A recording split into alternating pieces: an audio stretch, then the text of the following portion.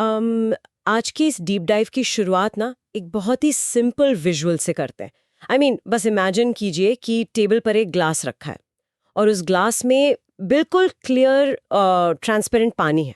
Right, बिल्कुल साफ पानी। हाँ, ना कोई स्मेल है, ना कोई अजीब सा कलर, देखने में एकदम प्रिस्टीन लग रहा है। तो क्या इस बात की गारंटी दी जा सकती है कि वो क्रिस्टल क्लियर पानी पीने के लिए बिल्कुल सेफ है? यही तो सबसे बड़ा इल्यूजन है। इंसानी आंखें सिर्फ वाटर की क्लैरिटी को प्रोसेस करती हैं, यानी पानी में सस्पेंडेड पार्टिकल्स हैं या नहीं। ट्रू।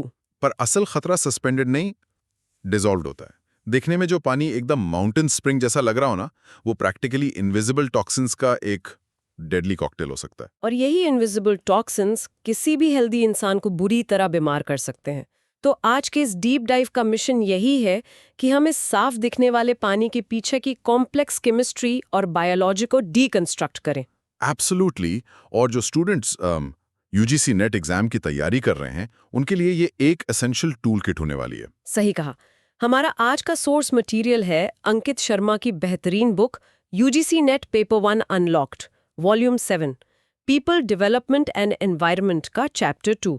इसमें वाटर पोल्यूशन के उन सभी हाई यील्ड कॉन्सेप्ट्स को डिटेल में समझाया गया है जो लगातार एग्जाम्स में आते हैं। इस चैप्टर की सबसे अच्छी बात यह है कि ये सिर्फ फैक्ट्स की लिस्ट नहीं है। ये प्रैक्टिकली समझाता है कि हमारा इकोसिस्टम कैसे रिएक्ट करता है जब हम उसमें अननेचुरल एलिमेंट्स डालते हैं। तो सीधा उन इनविजिबल पॉइजन्स पर आते हैं जो पानी में घुले रहते हैं, जिन्हें मेजर मेटल वाटर पोल्यूटेंट्स कहा जाता है। जैसे पानी में नमक मिल जाए तो दिखता नहीं पर स्वाद बदल देता है। हाँ, बिल्कुल। वैसे ही ये मेटल्स दिखते नहीं पर दिमाग और हड्डियां हिला देते हैं। लिस्ट में सबसे बड़ा नाम आर्सेनिक का आता है। मैंने पढ़ा था कि ईस्टर्न इंडिया में ये एक बहुत बड़ा क्राइसिस है, पर ये पानी में आता कहाँ से है? देखिए, आर्सेनिक का प्राइमरी सोर्स आर्टिफिशियली बनाया हुआ पोल्यूशन नहीं है, बल्कि ये नेचुरली रॉक्स और सॉइल में प्रेजेंट होता है। ओ अच्छा, नेचुरली होता है। हाँ, ईस्टर्न इंडिया में स्पेसिफिकली गंगा ब्रह्मपुत्रा बेसिन में जियोलॉजिकल फॉर्मेशन ऐसी है कि वहाँ के रॉक्स में आर्सेनिक बहुत ज़्यादा है। तो जब लोग ग्राउंड वाटर पंप करते हैं तो इन रॉक्स से आर्सेनिक लीच होकर पानी में घुल जाता है। बाप रे। और जब कोई इस कंटामिनेटेड पानी को लंबे समय तक पीता है तो आर्सेनिक सेल्स के अंदर जाकर बेसिक एंजाइमेटिक फंक्शंस को ब्लॉक कर देता है। सेल्स एनर्जी प्रोड्यूस नहीं कर पाते, जिसकी वजह से सिवियर स्किन लीजन्स और इवेंचुअली कैंसर जैसी बीमारियां होती हैं। मतलब प्रॉब्लम इंडस्ट्रियल वेस्ट से नहीं बल्कि डायरेक्टली जमीन के अंदर से आ रही है। ये डिस्टिंक्शन जरूरी एग्जाम के लिए। फिर लिस्ट में मीथाइल मर्क्यूरी आता है। अब मर्क्यूरी तो थर्मामीटर्स में यूज होता है, जो लिक्विड सिल्वर जैसा दिखता है। ये मीथाइल मर्क्यूरी क्या चीज है? तो देखिए, नॉर्मल इनऑर्गेनिक मर्क्यूरी जब फैक्ट्री से निकलकर नदियों में जाता है ना, तो वहां बॉटम में रहने वाली बैक्टीरिया उसके मॉलिक्यूलर स्ट्रक्चर को चेंज कर देते हैं। ओके, कैसे चेंज करते हैं? वो उसमें एक मीथाइल ग्रुप अटैच कर देते हैं, जिससे वो मीथाइल मर्क्यूरी बन जाता है।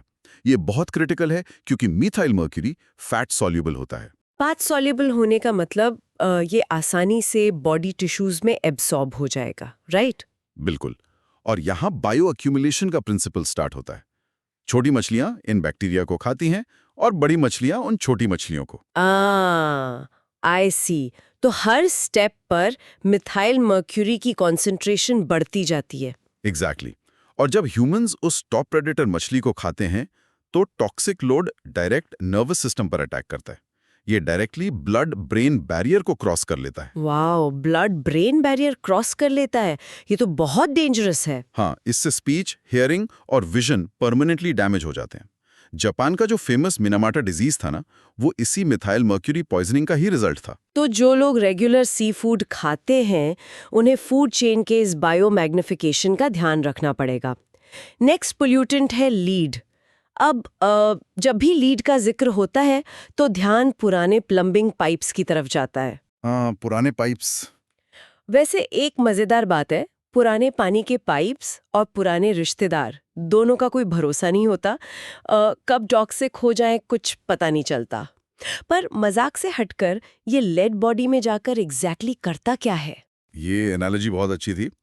तो लेड की टॉक्सिसिटी का मैकेनिज्म बहुत फैसिनेटिंग और उतना ही डेंजरस है। हमारी body specifically brain neurons signalling के लिए कैल्शियम पर रिलाई करते हैं। राइट, कैल्शियम जरूरी है। पर लेड का एटॉमिक स्ट्रक्चर कैल्शियम से इतना मिलता जुलता है कि बॉडी कंफ्यूज हो जाती है। वो लेड को कैल्शियम समझकर एब्जॉर्ब कर लेती है और सीधा ब्रेन में भेज देती है। ओ माय गॉड, तो ये एक इम्पोस्टर की तरह एक्ट करता है। सही पकड़ा। जब लेड ब्रेन में कैल्शियम की जगह ले लेता है तो न्यूरॉन्स ठीक से कम्युनिकेट नहीं कर पाते, और बच्चों के केस में ये और भी डेवेस्टेटिंग होता है क्योंकि उनका ब्रेन डेवलप हो रहा होता है। हाँ, ऑब्वियसली। एक बार लेड की वजह से कॉग्निटिव फंक्शंस इंपेयर हो गए तो वो डैमेज इरिवर्सिबल होता है। बच्चों के ब्रेन के लिए लेड खतरनाक है और हड्डियों के लिए अगला मेटल फ्लोराइड। इसमें मुझे हमेशा थोड़ा कंफ्यूजन रहा है। कैसा कंफ्यूजन? एक तरफ हम कैविटीज रोकने के लिए फ्लोराइड वाला टूथपेस्ट यूज करते हैं, दूसरी तरफ हम कहते हैं कि फ्लोराइड ग्राउंड वाटर में एक खतरनाक पोल्यूटेंट है। ये कॉन्ट्रडिक्शन थोड़ा अजीब नहीं है? ये सारा खेल एक्चुअली डोज और डिलीवरी मैकेनिज्म का है। दांतों के ऊपर डायरेक्टली लगाने से फ्लोराइड एनामल को हार्ड बनाता है, राइट। लेकिन जब ग्राउंड वाटर में फ्लोराइड की कॉन्सेंट्रेशन लिमिट्स क्रॉस कर जाती हैं और उसे लगातार पिया जाए तो वो ब्लड के जरिए हड्डियों में पहुंच जाता है। वहां वो बोन मैट्रिक्स के अंदर हाइड्रोक्सिल आयंस को रिप्लेस करना शुरू कर देता है। ओह, तो बोन्स का स्ट्रक्चर ही बदल जाता है। एग्जैक्टली। इस प्रोसेस की वजह से हड्डियां स्ट्रॉन्ग होने के बजाय ब्रिटल हो जाती हैं, यानी आसानी से टूटने लगती हैं। इस कंडीशन को स्केलेटल फ्लोरोसिस कहते हैं। जॉइंट्स डिफॉर्म हो जाते हैं और सिवियर पेन रहने लगता है। समझ गए। तो एक्सटर्नल एप्लीकेशन ठीक है, पर इंटरनल ओवर कंजम्पशन बोन्स को लिटरली क्रिस्टलाइज करके तोड़ देता है। मेजर मेटल वाटर पोल्यूटेंट्स की इस लिस्ट में एक आखिरी और बहुत क्रूशल केमिकल है, नाइट्रेट्स। ये रॉक से नहीं आते, राइट? नहीं, ये मेनली एग्रीकल्चरल फील्ड्स के फर्टिलाइजर्स से पानी में रन ऑफ होते हैं। हाँ, खेती के फर्टिलाइजर्स से। और जब ये नाइट्रेट्स कंटामिनेटेड पानी के जरिए इन्फेंट्स की बॉडी में जाते हैं तो एक कंडीशन पैदा होती है जिसे ब्लू बेबी सिंड्रोम या मिथेमोग्लोबिनीमिया कहते हैं। बच्चों की स्किन नीली क्यों पड़ने लगती है इसमें? इसका रीजन इन्फेंट्स के डाइजेस्टिव सिस्टम में छुपा है। छोटे बच्चों के स्टमक का पीएच अडल्ट्स के मुकाबले कम एसिडिक होता है। लो एसिडिटी होती है, ओके। इस लो एसिडिटी की वजह से उनके स्टमक में ऐसे बैक्टीरिया फ्लरिश करते हैं जो पानी के नाइट्रेट्स को नाइट्राइट्स में कन्वर्ट कर देते हैं। अब ये नाइट्राइट्स ब्लड में एंटर करते हैं और हीमोग्लोबिन के आयरन को फेरस स्टेट से फेरिक स्टेट में ऑक्सीडाइज कर देते हैं। वेट, फेरिस से फेरिक? इस केमिकल चेंज से ब्लड पर क्या असर पड़ता है? असर ये होता है कि हीमोग्लोबिन अब मेथेमोग्लोबिन बन जाता है, और मेथेमोग्लोबिन ऑक्सीजन को बाइंड करके बॉडी टिश्यूज तक रिलीज नहीं कर पाता। मतलब ब्लड ऑक्सीजन ट्रांसपोर्ट ही नहीं कर रहा। बिल्कुल। ऑक्सीजन डिफिशिएंसी की वजह से बच्चे की बॉडी, स्पेसिफिकली लिप्स और स्किन, नीली पड़ जाती है। इसीलिए इसे ब्लू बेबी सिंड्रोम कहते हैं। ये मैकेनिज्म सच में आई ओपनिंग है। नाइट्रेट्स ह्यूमन बॉडी में इतना बड़ा डिस्ट्रप्शन करते हैं, तो सोचिए जब यही नाइट्रेट्स और फॉस्फेट्स खेती के रन ऑफ से बहकर हमारी झीलों में जाते होंगे तो वहाँ क्या डिजास्टर होता होगा। यहाँ से हम यूट्रोफिकेशन और न्यूट्रिएंट पोल्यूशन पर शिफ्ट करते हैं। हाँ, ये एक बहुत इंपॉर्टेंट टॉपिक है एग्जाम के पॉइंट ऑफ व्यू से। फर्टिलाइजर तो प्लांट्स के लिए खाना है ना, तो क्या पानी में एक्स्ट्रा खाना जाना वाटर बॉडी के लिए अच्छा नहीं होना चाहिए? आइडियली लगता तो यही है कि न्यूट्रिएंट्स बढ़ेंगे तो इकोसिस्टम फ्लरिश करेगा, पर जब नाइट्रोजन और फास्फोरस की एक्सेसिव मात्रा वाटर बॉडी में आती है तो इस न्यूट्रिएंट पोल्यूशन से एक प्रोसेस ट्रिगर होता है जिसे यूट्रोफिकेशन प्रोसेस कहते हैं। Okay, eutrophication process. इस एक्स्ट्रा खुराक की वजह से झील के नेचुरल एजिंग बहुत तेजी से बढ़ जाती है। जब हमारी एक्टिविटीज जैसे अनट्रीटेड सीवेज या एग्रीकल्चरल वेस्ट इस प्रोसेस को बढ़ाते हैं तो उसे कल्चरल यूट्रिफिकेशन कहते हैं। इसको हम ना एक रेगुलर इंडियन वेडिंग से कंपेयर करके देख सकते हैं। शादी में मेहमान को रसगुल्ले खिलाना अच्छी बात है। सही बात है। पर अगर किसी को जबरदस्ती 10 गुना ज्यादा रसगुल्ले खिला दिए जाएं तो उसकी तबीयत बेटर नहीं होगी बल्कि उसका सिस्टम क्रैश हो जाएगा। ठीक वैसे ही झील को ज्यादा न्यूट्रिएंट्स देने से यूट्रोफिकेशन प्रोसेस शुरू हो जाता है। पर इस एक्स्ट्रा खाने का सबसे पहले फायदा कौन उठाता है? मछलियां तो फर्टिलाइजर्स खा नहीं सकती। सही सवाल है। सबसे पहला फायदा उठाते हैं माइक्रोस्कोपिक प्लांट्स यानी एल्गी। इन न्यूट्रिएंट्स को कंज्यूम करके वो इतनी तेजी से मल्टीप्लाई होते हैं कि सरफेस पर एल्गल ब्लूम्स बन जाते हैं, जिससे पानी एकदम हरा और धुंधला हो जाता है, राइट? एग्जैक्टली। सिर्फ एल्गे ही नहीं, कुछ अग्रेसिवली ग्रो करने वाले एक्वाटिक वीड्स जैसे वाटर हायासिंथ, सेल्विनिया और डकवीड भी इस न्यूट्रिएंट रिच सीवेज में बहुत तेजी से बढ़ते हैं और सरफेस को पूरी तरह कवर कर लेते हैं। अगर सरफेस पूरी तरह कवर हो गई तो सनलाइट पानी के अंदर नहीं जा पाएगी, बिल्कुल सही। तो जो अंडर वाटर पौधे हैं उनका फोटोसिंथेसिस तो बंद हो जाएगा, वो तो मरने लगेंगे। ये तो एक पूरा चेन रिएक्शन लग रहा है। और ये चेन रिएक्शन ही एक झील के एवोल्यूशन को डिफाइन करता है। एक वाटर बॉडी अलग अलग स्टेजेस से गुजरती है जिन्हें हम trophic states of water bodies कहते हैं। Trophic states of water bodies, okay. Trophic का मतलब ही न्यूट्रिशन से जुड़ा है। सबसे प्राइमरी स्टेज होती है oligotrophic lakes. I mean oligotrophic lakes को होनो उस फिटनेस फ्रीक दोस्त की तरह देख सकते हैं जो स्ट्रिक्ट डाइट फॉलो करता है, या फिर एक नई वेल प्लान्ड सिटी की तरह। पॉपुलेशन कम है, रिसोर्सेज बैलेंस्ड है, पानी क्लियर है क्योंकि वहाँ बायोलॉजिकल प्रोडक्टिविटी बहुत कम है। ये कंपैरिजन परफेक्ट है। ओलिगोट्रॉफिक लेक्स में न्यूट्रिएंट्स बहुत कम होते हैं, इसलिए एल्गे ग्रो नहीं करते। सनलाइट डीपली पेनिट्रेट करती है। लेकिन टाइम के साथ जब थोड़े बहुत न्यूट्रिएंट्स आना शुरू होते हैं तो लेक मिडिल स्टेज में पहुंचती है, जिसे मीजोट्रॉफिक लेक्स कहते हैं। ओके, मीजोट्रॉफिक लेक्स मतलब बीच की स्थिति। हाँ, यहाँ थोड़ी बहुत एक्वाटिक लाइफ और मॉडरेट न्यूट्रिएंट्स होते हैं, एक हेल्दी मिडिल ग्राउंड। पर जैसे हर फिटनेस फ्रीक कभी ना कभी छोले भटूरे देखकर आलसी हो ही जाता है, वैसे ही जब न्यूट्रिएंट्स लगातार आते रहते हैं तो लेक यूट्रोफिक लेक्स की स्टेज में चली जाती है। सही कहा। यहाँ एल्जी और एक्वाटिक वीड्स ने पूरा कंट्रोल ले लिया है। ये उस ओवरक्राउडेड सिटी की तरह बन चुकी है जहाँ पोल्यूशन है और बेसिक सिस्टम्स कोलैप्स हो रहे हैं। और इस कोलैप्स का एक्सट्रीम रूप है हाइपर यूट्रोफिक लेक्स, राइट? जहाँ लगातार एल्गल ब्लूम्स आते हैं। बिल्कुल। हाइपर यूट्रोफिक लेक्स सबसे सीवियर स्टेज है। यहाँ इकोसिस्टम सीवियर स्ट्रेस में आ जाता है और मछलियों का सर्वाइव करना लगभग नामुमकिन हो जाता है। अच्छा, trophic states of water bodies में मैंने एक और कैटेगरी देखी थी, डिस्ट्रॉफिक लेक्स। अब ये क्या है? क्या ये हाइपर यूट्रोफिक लेक्स के बाद आती हैं? नहीं, ये एक बहुत कॉमन मिसकंसेप्शन है एस्पिरेंट्स के बीच। डिस्ट्रॉफिक लेक्स यूट्रोफिकेशन स्केल का हिस्सा नहीं है, ये एक अलग पैरेलल ट्रैक है। इन लेक्स का पानी एसिडिक और बहुत डार्क होता है, ऑर्गेनिक मैटर से भरा हुआ। ओह, जैसे कोई ऐसी बेटी जिसमें पत्ती ज्यादा उबल गई हो और दूध ना डाला हो। हाँ, वैसे ही समझ लीजिए। पर ये डार्क कलर एल्गे की वजह से नहीं, बल्कि पेड़ों के पत्तों और लकड़ी के डीके होने की वजह से होता है। इसलिए इन्हें यूट्रोफिक लेक्स के साथ कंफ्यूज नहीं करना चाहिए। यहाँ मेरे दिमाग में एक बड़ा लॉजिकल सवाल आ रहा है। हमने कहा यूट्रोफिक लेक्स में एल्जी बहुत ज्यादा बढ़ गए हैं, और एल्जी तो प्लांट्स है ना। प्लांट्स दिन भर फोटोसिंथेसिस करके ऑक्सीजन बनाते हैं। तो अगर पानी में इतने सारे प्लांट्स हैं तो मछलियों के लिए तो ऑक्सीजन की कमी होनी ही नहीं चाहिए। फिर मछलियां सांस ना आने की वजह से मर क्यों रही हैं? ये कॉन्ट्रडिक्शन ही एक्वाटिक बायोलॉजी का सबसे बड़ा टर्निंग पॉइंट है और एग्जाम का सबसे रिपीटेड कॉन्सेप्ट। एल्गे दिन में तो ऑक्सीजन बनाते हैं, पर रात में फोटोसिंथेसिस बंद हो जाता है और वो ऑक्सीजन कंज्यूम करने लगते हैं। पर असली किलर एल्गी नहीं है, असली किलर है बैक्टीरिया। वेट, बैक्टीरिया वो पिक्चर में कहाँ से आए? जब मैसिव अल्गल ब्लूम्स मरते हैं या जब पानी में अनट्रीटेड सीवेज आता है तो उस वेस्ट को डिकम्पोज करने का काम बैक्टीरिया करते हैं। ओह, आई सी। और वो ये ऑक्सीजन पानी से लेते हैं। हाँ, वही ऑक्सीजन जो पानी में घुली हुई है, जिसे हम डिसॉल्व्ड ऑक्सीजन कहते हैं। अच्छा, तो बैक्टीरिया डेड एल्गी को क्लियर करने के प्रोसेस में सारी डिसॉल्व्ड ऑक्सीजन ड्रेन कर देते हैं। एग्जैक्टली। और इसलिए सीवेज या किसी भी ऑर्गेनिक वेस्ट को हम ऑक्सीजन डिमांडिंग वेस्ट्स कहते हैं, क्योंकि वो अपने पीछे ऐसी बैक्टीरिया की फौज लाता है जो सारी ऑक्सीजन छीन लेती है।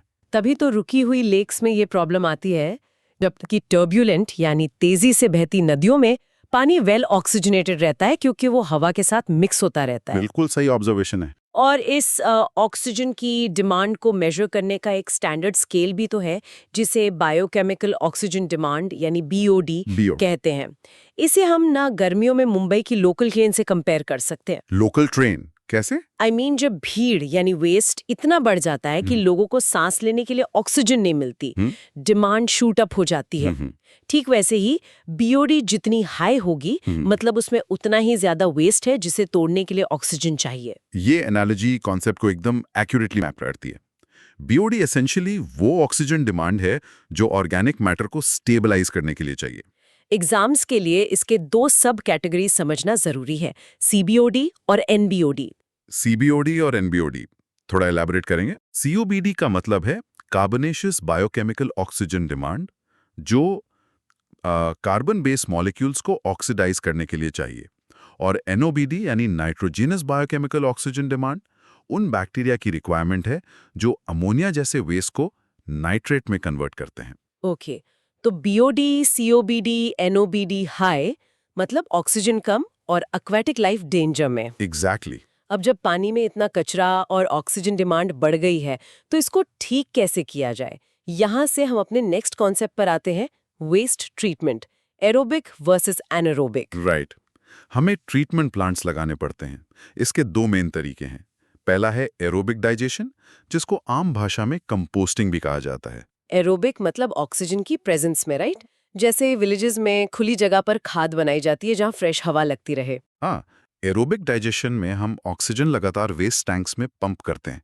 ऑर्गेनिक मैटर ब्रेकडाउन होकर कार्बन डाइऑक्साइड, वाटर और मार्केटेबल मैन्योर बनाता है। हालांकि इसमें कमर्शियल फर्टिलाइजर जितने न्यूट्रिएंट्स नहीं होते, पर इसका बड़ा इशू ये है कि एरेशन के लिए बहुत मैसिव इलेक्ट्रिक एनर्जी लगती है। यानी काम अच्छा करता है पर हवा पंप करने का बिजली का बिल बहुत ज्यादा आता है। एग्जैक्टली। तो क्या कोई ऐसा तरीका है जो एनर्जी कंज्यूम करने के बजाय एनर्जी प्रोड्यूस कर दे? बिल्कुल, और यहीं पर एनारोबिक डाइजेशन की एंट्री होती है। एनारोबिक मतलब बिना ऑक्सीजन के। इसमें सीवेज स्लज को सील टैंक्स में रखते हैं जहां ऑक्सीजन बिल्कुल नहीं होती, और इस रिएक्शन का बाय प्रोडक्ट कार्बन डाइऑक्साइड नहीं बल्कि मीथेन रिच बायोगैस होती है। वेट, वाकई? यानी बिना सांस लिए बैक्टीरिया अपना काम भी कर रहे हैं और फ्री की गैस यानी मीथेन भी दे रहे हैं जिससे इलेक्ट्रिसिटी बन सकती है। हाँ, यही कंसेप्चुअल मैपिंग एस्पिरेंट्स को करनी है। एनारोबिक में मीथेन बायोगैस बनती है और एरोबिक में CO2 और कंपोस्ट। ये डिस्टिंक्शन क्लियरली एग्जाम के लिए याद रखना चाहिए। एब्सोल्युटली। तो आज हमने वाटर पोल्यूशन के मैकेनिक्स को ठीक से डीकंस्ट्रक्ट किया है। अंकित शर्मा की बुक के चैप्टर 2 के ये कॉन्सेप्ट्स अब बिल्कुल क्लियर हो गए होंगे, लेकिन एग्जाम में रैपिड रिकॉल भी चाहिए। हाँ, निमोनिक ट्रिक्स बहुत काम आती हैं। क्या हैक है आपके पास? झीलों की trophic states of water bodies को याद रखने के लिए एक सिंपल सेंटेंस याद रखें। ओ माई एलिफेंट हैज डाइड। ओ से ओलिगोट्रोफिक लेक्स, एम से मेसोट्रोफिक लेक्स, ई से यूट्रोफिक लेक्स, एच से हाइपर यूट्रोफिक लेक्स और डी से डिस्ट्रोफिक लेक्स। ये ओ माई एलिफेंट हैज डाइड वाकई बहुत कैची और प्रैक्टिकल हैक है सीक्वेंस वाले क्वेश्चंस के लिए। और इस डीप डाइव को खत्म करने से पहले मैं एक दिलचस्प सवाल छोड़ना चाहूंगी। हमने एनारोबिक डाइजेशन की बात की, जहां वेस्ट को एनर्जी में बदलते हैं। जरा सोचिए, क्या फ्यूचर में हमारी ये जो वेस्ट और ऑक्सीजन डिप्लीटेड झीलें हैं, उन्हें हम जायंट पावर प्लांट्स का हिस्सा बना सकते हैं, वहां से मीथेन एक्सट्रैक्ट करके? ये बहुत ही प्रोवोकेटिव और फॉरवर्ड लुकिंग थॉट है। ऐसी ही lateral thinking UGC net aspirants को एज देती है। बिल्कुल, और इन्हीं कॉन्सेप्ट्स को डीप लेवल पर समझने के लिए UGC net paper 1 unlocked volume 7 people development and environment by Ankit Sharma सबसे अनिवार्य रिसोर्स है। इस सब्जेक्ट के लिए ये बुक वाकई बेस्ट है। आज इस डीप डाइव में हमारे साथ जुड़ने के लिए बहुत शुक्रिया। अगली बार फिर मिलेंगे किसी नए टॉपिक के साथ।